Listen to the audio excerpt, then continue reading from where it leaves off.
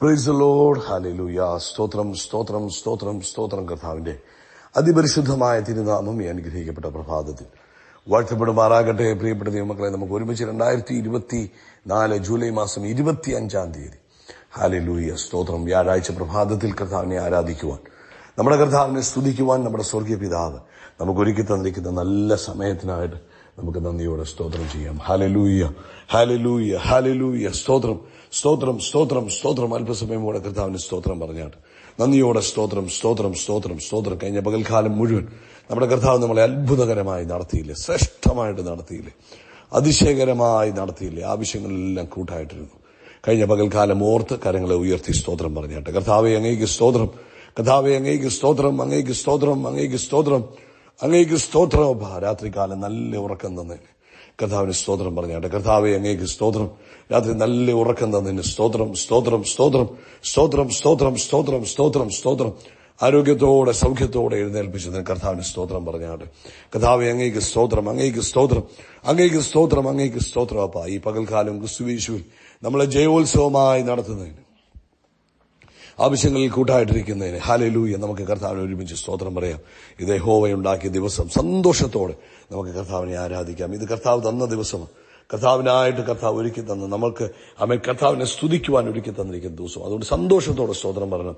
26-ാം സങ്കീർത്തനത്തിന്റെ 6-ാമത്തെ വാക്യം പറയുന്നത്, സ്തോത്രസ്വരം കേൾപ്പിക്കേണ്ടതിനും കർത്താവിന്റെ അത്ഭുത പ്രവൃത്തികളൊക്കെയും വർണ്ണിക്കേണ്ടതിനും ഞാൻ കുറ്റമില്ലായ്മയിൽ എന്റെ കൈകളെ കഴുകുന്നു. യഹോവേ, ഞാൻ കർത്താവിന്റെ യാഗപീഠത്തെ വലം വയ്ക്കുന്നു.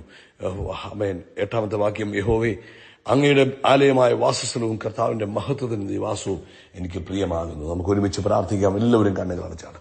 അപ്പൊ ഞങ്ങൾ യേശുക്രിസ്തുവിന്റെ നാമത്തിൽ ഈ പ്രഭാതത്തിനായിട്ട് സ്തോത്രം. ഈ പ്രഭാതത്തിൽ ഈ ശബ്ദം കേൾക്കുന്ന എല്ലാവർക്കും വേണ്ടി പ്രാർത്ഥിക്കുക. ഈ ശബ്ദം കേൾക്കുന്ന എല്ലാവരെയും കർത്താവ് അനുഗ്രഹിക്കണം. എല്ലാവരുടെ മേലും വലിയ ദൈവകൃപയെ പകരണം.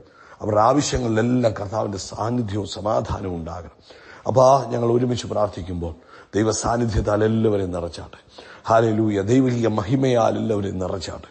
ദൈവിക ആരോഗ്യത്താൽ എല്ലാവരെയും നിറച്ചാട്ടെ. ദൈവിക സമൃദ്ധിയാൽ എല്ലാവരെയും നിറച്ചാട്ടെ. വലിയ കാര്യങ്ങൾ കർത്താവേ ഇപ്പോൾ അങ്ങ് ചെയ്യുന്നതിനായിട്ട് സ്തോത്രം ചെയ്യുന്നു. പ്രത്യേകിച്ച് ഞങ്ങൾ ഒരുമിച്ച് പ്രാർത്ഥിക്കുന്നു. ഹല്ലേലൂയ. പരിശുദ്ധാത്മാവിൽ നിറഞ്ഞിട്ടില്ലാത്ത എല്ലാവരും ഈ പ്രഭാതത്തിൽ ദൈവത്തിന്റെ പരിശുദ്ധാത്മാവിനാൽ നിറയപ്പെടുവാൻ ഇടവരട്ടെ. ഈ പ്രഭാതത്തിൽ തന്നെ കർത്താവേ, ഇന്ന് ഈ സന്ദേശം കേട്ടുകൊണ്ടിരിക്കുമ്പോൾ അവർ പരിശുദ്ധാത്മാവിൽ നിറയട്ടെ. ഹല്ലേലൂയ. ആത്മശക്തിയിൽ നിറയട്ടെ. ഹല്ലേലൂയ. ആത്മാവിന്റെ വലിയ പകർച്ച തന്നെ കുഞ്ഞുങ്ങളുടെ ജീവിതത്തിൽ ഉണ്ടാകട്ടെ. ഹല്ലേലൂയ. വലിയ ആത്മസാന്നിധ്യം ഉണ്ടാകട്ടെ. കൃപകൾ ജ്വലിക്കട്ടെ. അസാധാരണമായി ആത്മാവിൽ നിറഞ്ഞ് മുന്നേറുവാൻ ദൈവം തന്റെ കുഞ്ഞുങ്ങൾക്ക് കൃപ കൊടുക്കുന്നതിനായിട്ട് സ്തോത്രം ചെയ്യുന്നു. ഞാൻ യേശുക്രിസ്തുവിന്റെ നാമത്തിൽ തന്റെ മക്കളെ ബ്ലസ് ചെയ്യുന്നു. അതുപോലെ കർത്താവെ, രോഗികൾ ഇപ്പോൾ സൗഖ്യമാകട്ടെ. സാമ്പത്തികമായ ബുദ്ധിമുട്ടിലൂടെ പോകുന്നവർ വിടുവിക്കപ്പെടട്ടെ. ആമേൻ. കർത്താവിന്റെ വേല ചെയ്യുന്നവർ അനുഗ്രഹിക്കപ്പെടട്ടെ. പ്രത്യേകിച്ച് ലോകവ്യാപകമായി അനേക അഭിഷക്തന്മാർ എഴുന്നേറ്റ് വരട്ടെ. കർത്താവെ, അങ്ങയുടെ കൃപ കൊണ്ട് നിറയ്ക്കണം. നാളത്തെ സഭായോഗം അനുഗ്രഹപൂർണ്ണമായി തീരും. വലിയ കാര്യങ്ങളെ കർത്താവ് ചെയ്യുന്നതിന് നന്ദി. യേശുക്രിസ്തുവിൻ നാമത്തിൽ തന്നെ ആമേൻ ആമേൻ ആമേൻ. കർത്താവ് നിങ്ങൾ എല്ലാവരും ധാരാളമായിട്ട് അനുഗ്രഹിക്കട്ടെ. പ്രത്യേകമായിട്ട് നാളെ രാവിലെ ഇന്ത്യൻ സമയം 8:15 നമ്മുടെ സഭായോഗം ആരംഭിക്കുന്നത്. എല്ലാവരും വളരെ ശ്രദ്ധയോടുകൂടെ മീറ്റിംഗിൽ പങ്കെടുക്കുക. കർത്താവ് അനുഗ്രഹിക്കട്ടെ. ഇന്ന് പ്രഭാതത്തിൽ പരിശുദ്ധാത്മാവ് നമുക്ക് തന്നിരിക്കുന്നത് ദൈവിക ജ്ഞാനത്തെ നമ്മൾ ഉപയോഗിക്കണം. നമ്മുടെ ജീവിതത്തിൽ യേശുക്രിസ്തുവിനെ നമ്മൾ സ്വന്തം രക്ഷിതാവും കർത്താവുമായി സ്വീകരിച്ചപ്പോൾ ദൈവത്തിന്റെ ജ്ഞാനം നമ്മുടെ ജീവിതത്തിലേക്ക് കടന്നു വന്നു. ക്രിസ്തു നമ്മളിലേക്ക് വന്നപ്പോൾ ദൈവത്തിന്റെ ജ്ഞാനം, അതായത് ദൈവിക ജ്ഞാനം നമ്മുടെ ജീവിതത്തിൽ വന്നു. 1 കൊരിന്ത്യർ ലേഖനം 1-ാം അധ്യായം അതിന്റെ 30-ാമത്തെ വാക്യം, നിങ്ങളോ അവനാൽ ക്രിസ്തുയേശുവിലിരിക്കുന്നു, അവൻ നമുക്ക് ദൈവത്തിങ്കൽ നിന്ന് ജ്ഞാനവും നീതിയും ശുദ്ധീകരണവും വീണ്ടെടുപ്പുമായി. അപ്പൊ യേശുക്രിസ്തു നമ്മളിലേക്ക് വന്നപ്പോൾ ദൈവത്തിന്റെ ജ്ഞാനം നമ്മുടെ ജീവിതത്തിൽ വന്നു. ദൈവത്തിന്റെ ജ്ഞാനം നമ്മളിൽ വന്നു എന്ന് നമ്മൾ ഇന്ന് പ്രഭാതത്തിൽ ആദ്യമേ വിശ്വസിക്കണം. അതുപോലെ നമ്മൾ ഈ ലോകത്തിൽ ജീവിക്കുമ്പോൾ നമ്മൾ ലോകത്തിലെ ജ്ഞാനം ഉപയോഗിച്ചാൽ നമ്മുടെ പ്രോഗ്രസ് വളരെ ചെറുതായിരിക്കും. നമുക്ക് പലപ്പോഴും പരാജയങ്ങൾ സംഭവിക്കുവാൻ സാധ്യതയുണ്ട്. എന്നാൽ ദൈവത്തിന്റെ ജ്ഞാനം ഉപയോഗിച്ചാൽ നമ്മൾ ചെയ്യുന്ന കാര്യങ്ങളിലെല്ലാം വളരെ പ്രോഗ്രസ് നമുക്ക് കാണുവാൻ കഴിയും. അതുകൊണ്ട് ദൈവത്തിന്റെ ജ്ഞാനത്തെ വേണം നമ്മൾ നമ്മുടെ ജീവിതത്തിൽ ഉപയോഗിക്കുവാൻ. ഹല്ലേലൂയ. ഉദാഹരണം പറഞ്ഞാൽ നമ്മുടെ വാഴ്ത്തപ്പെട്ടവനായ കർത്താവായ യേശു ക്രിസ്തു താൻ ഈ ഭൂമിയിൽ ജീവിച്ചിരിക്കുമ്പോൾ ദൈവത്തിന്റെ ജ്ഞാനമാണ് എപ്പോഴും ഉപയോഗിച്ചുകൊണ്ടിരുന്നത്. അതുകൊണ്ട് യേശുവിനെ ട്രാപ്പിലാക്കുവാനോ യേശുവിനെ പരാജയപ്പെടുത്തി കളയാനോ ഒന്നും ആർക്കും കഴിഞ്ഞില്ല. ഒരിക്കൽ പരീശന്മാരെല്ലാം കൂടെ യേശുവിനെ ട്രാപ്പിലാക്കുവാൻ വേണ്ടി, അല്ലെങ്കിൽ യേശുവിനെ കുരുക്കിലാക്കാൻ വേണ്ടി ഒരു വ്യഭിചാര കുറ്റത്തിൽ പിടിക്കപ്പെട്ട സ്ത്രീയെ യേശുവിന്റെ അടുക്കലേക്ക് പിടിച്ചോണ്ട് വന്നു. നമുക്കറിയാം യോഹന്നാന്റെ സുവിശേഷം 8-ാം അധ്യായത്തിലാണ് ശാസ്ത്രിമാരും പരീശന്മാരും വ്യഭിചാരത്തിൽ പിടിച്ചിരുന്ന ഒരു സ്ത്രീയെ കൊണ്ടുവന്ന് നടുവിൽ നിർത്തി അവനോട്, ഗുരു, ഈ സ്ത്രീയെ വ്യഭിചാര കർമ്മത്തിൽ തന്നെ പിടിച്ചിരിക്കുന്നു. ഇങ്ങനെയുള്ളവരെ കല്ലെറിയണം എന്ന് മോശയുടെ ന്യായപ്രമാണത്തിൽ ഞങ്ങളോട് കൽപ്പിച്ചിരിക്കുന്നു. നീ ഇവളെ കുറിച്ച് എന്തു പറയുന്നതെന്ന് ചോദിച്ചു. എന്ന് വെച്ചാൽ ഇവിടെ വന്നിട്ട് കർത്താവിന്റെ അടുക്കൽ നിന്ന് കർത്താവിനോട് ചോദിക്കുന്നതിന്റെ ഉദ്ദേശം, കർത്താവ് ദൈവിക മാനസാന്തരത്തെക്കുറിച്ചും ദൈവകൃപയെക്കുറിച്ചും പ്രസംഗിക്കുക. അപ്പോൾ കല്ലെറിയണം എന്നത് മോശയുടെ കൽപ്പനയാണ്. അത് പറഞ്ഞു കഴിഞ്ഞാൽ അപ്പൊ ഈ പ്രസംഗിക്കുന്നതിനകത്ത് യാതൊരു ഇതുമില്ലല്ലോ. കാരണം ദൈവകൃപയെക്കുറിച്ച് പറയുന്നു, പാപമോചനത്തെക്കുറിച്ച് പറയുന്നു. അപ്പം ഈ കല്ലെറിയുക എന്ന് യേശു പറഞ്ഞു കഴിഞ്ഞാൽ അവർക്ക് പിടിക്കാം. നീ പിന്നെ പ്രസംഗിക്കുന്നതിനകത്ത് എന്നാ കാര്യം?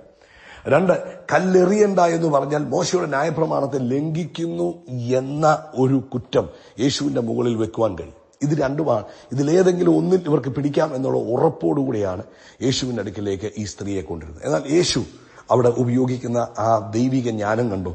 യേശു പറഞ്ഞു, നിങ്ങളിൽ പാപമില്ലാത്തവൻ ഇവരുടെ മേൽ കല്ലെറിയട്ടെ എന്ന് പറഞ്ഞു. ആദ്യം കല്ലെറിയട്ടെ. അങ്ങനല്ലേ പറഞ്ഞു. ഇത് അവനെ കുറ്റം ചുമത്തുവാൻ സംഗതി കിട്ടേണ്ടതിന് അവനെ പരീക്ഷിച്ച് ചോദിച്ചാൽ യേശു കുനിഞ്ഞ് വിരൽ കൊണ്ട് നിലത്ത് എഴുതിക്കൊണ്ടിരുന്നു. അവർ അവനോട് ചോദിച്ചുകൊണ്ടിരിക്കുമ്പോൾ അവൻ നിവർന്ന്, നിങ്ങളിൽ പാപമില്ലാത്തവൻ അവളെ ഒന്നാമത് കല്ലെറിയട്ടെ എന്ന് പറഞ്ഞു. ഇതാണ് ദൈവത്തിന്റെ ജ്ഞാനം. കർത്താവ് ദൈവിക ജ്ഞാനമോ ഉപയോഗിച്ചു. അല്ലെങ്കിൽ കർത്താവ് വേറെ എന്തെങ്കിലും പറഞ്ഞിരുന്നെങ്കിൽ അത് അവർക്ക് ജയിക്കാൻ കാരണമായി. എന്നാൽ ദൈവത്തിന്റെ ജ്ഞാനം ഉപയോഗിച്ചതുകൊണ്ട് അവർക്ക് ജയിക്കാൻ കഴിഞ്ഞില്ല. പിന്നെയും കുഞ്ഞു വിരൽ കൊണ്ട് നിലത്ത് എഴുതിക്കൊണ്ടിരുന്നു. അവർ അത് കേട്ട് മനസാക്ഷിയുടെ ആക്ഷേപം ഹേതുവായി മൂത്തവരും ഇളയവരും ഓരോരുത്തരായി വിട്ടുപോയി. യേശു മാത്രം നടുവിൽ നിൽക്കുന്ന സ്ത്രീയും ശേഷിച്ചു. അപ്പൊ അവസാനം ഈ സ്ത്രീയോട് പറഞ്ഞു, നീ ഇനി പാപം ചെയ്യരുതെന്ന് പറഞ്ഞു. ഇവിടെ നോക്കിയേ പ്രിയപ്പെട്ടവരെ, നമ്മുടെ ജീവിതത്തിലും ഇതേ ജ്ഞാനം ക്രിസ്തു നമ്മളിൽ വന്നതോടെ നമ്മളിൽ വന്നിരിക്കുക. അതുകൊണ്ട് നിങ്ങളുടെ കുടുംബജീവിതത്തിൽ, നിങ്ങളുടെ ജോലിയിൽ, ഹല്ലേലൂയ, നിങ്ങളുടെ എഡ്യൂക്കേഷനിൽ, നിങ്ങളുടെ ബിസിനസ്സിൽ, നിങ്ങൾ സമൂഹത്തിൽ എല്ലാം ദൈവത്തിന്റെ ജ്ഞാനം ഉപയോഗിക്കുക. പ്രാർത്ഥിക്കണം, കർത്താവേ എന്നിലൂടെ അങ്ങയുടെ ജ്ഞാനം പുറത്തു വരട്ടെ, അങ്ങയുടെ ജ്ഞാനം പുറത്തു വരട്ടെ. യേശു എങ്ങനെ ജ്ഞാനം ഉപയോഗിച്ചോ, പൗലോസ് എങ്ങനെ ജ്ഞാനം, പൗലോസ് വളരെ വളരെ ശ്രദ്ധാപൂർവ്വം ദൈവിക ജ്ഞാനം ഉപയോഗിച്ചായിട്ട് നമുക്ക് കാണാൻ കഴിയും. ചിലയിടത്തൊക്കെ ചെന്ന് നിൽക്കുമ്പോൾ ഈ പൗലോസിന് മനസ്സിലാക്കുന്നു, അവർ 2 കൂട്ടർ തമ്മിലുള്ള പ്രശ്നത്തെ പൗലോസ് മനസ്സിലാക്കിയിട്ട് അതിനിടയിൽ നിന്നുകൊണ്ട് പൗലോസ് വളരെ ദൈവിക ജ്ഞാനം ഉപയോഗിക്കുന്നതൊക്കെ നമുക്ക് കാണുവാൻ കഴിയും. അതുപോലെ നമ്മുടെ ജീവിതത്തിലും എല്ലാ ഏടുകളിലും ദൈവത്തിന്റെ ജ്ഞാനം ഉപയോഗിക്കുവാൻ പരിശുദ്ധാത്മാവ് നമ്മളെ സഹായിക്കട്ടെ. അതിനുവേണ്ടി നിങ്ങൾ പ്രാർത്ഥിക്കണം, നിങ്ങൾ ആഗ്രഹിക്കണം, അതിനുവേണ്ടി നിങ്ങൾ കാംക്ഷിക്കണം. അതിനുവേണ്ടി നിങ്ങൾ എന്ത് ചെയ്യണം? നിങ്ങൾ അത് ഇന്നു മുതൽ കാംക്ഷിക്കണം. എന്നിലൂടെ ദൈവത്തിന്റെ ജ്ഞാനം തന്നെ പുറത്തു വരണം. അപ്പോൾ നിങ്ങൾ എല്ലായിടത്തും സക്സസ് ആയി തീരും കേട്ടോ. കർത്താവ് വചനത്താൽ അനുഗ്രഹിക്കട്ടെ. യേശുക്രിസ്തുവിന്റെ നാമത്തിൽ അത്ഭുതങ്ങൾ നടക്കും, അടയാളങ്ങൾ നടക്കും, വീര്യപ്രവൃത്തികൾ നടക്കും. നമ്മൾ അത്ഭുതമായി മാറും. We are blessed, we are really blessed, we are permanently blessed and highly favoured. God bless you, God bless you, God bless U.